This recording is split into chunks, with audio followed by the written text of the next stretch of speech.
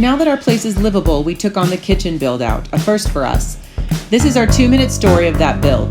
The cabinets are from Lowe's, very inexpensive and small sizes, perfect for a small project. We found some cabinet pulls at a local scratch and dent for $1 each and made a template out of cardboard for uniform installation. We pulled the cabinets out and used them as a sawhorse to install the hardware. Drilling a hole perfectly straight is tough with hand tools, and they do need to be perfect. Once the pulls were installed, we got the cabinets back in place.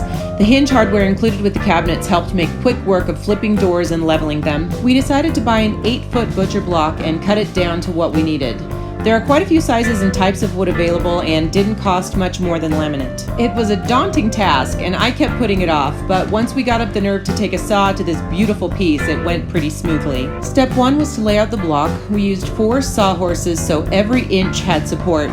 Then measure and tape the lines to be cut using a circular saw and a Craig jig for straight cuts. Then the second and most intimidating part, cutting a hole for the sink.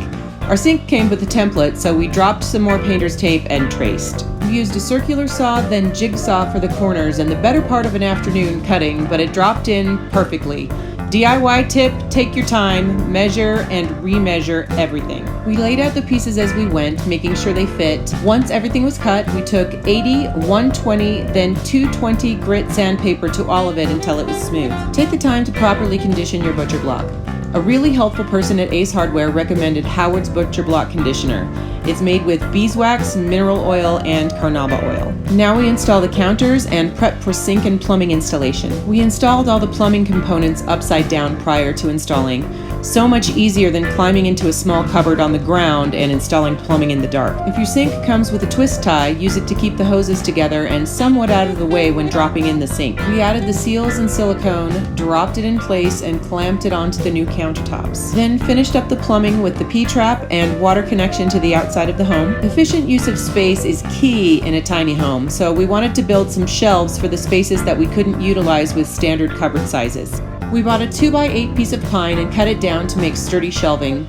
We also had a piece of pine 12 inches wide, which we used above the oven hood. Framing lumber is pretty rough, so we sanded it and used quite a bit of primer on it. We had the paint store match the cabinet color for us, and we painted all 3 shelves to match the rest of the kitchen. We put up sturdy brackets and mounted the new shelves. We measured the height specifically to fit our favorite pasta pot from IKEA. After mounting the shelf over the oven hood, we moved in. Click to subscribe if you'd like to see more slick city ditchers. Thanks for watching and happy off-gridding.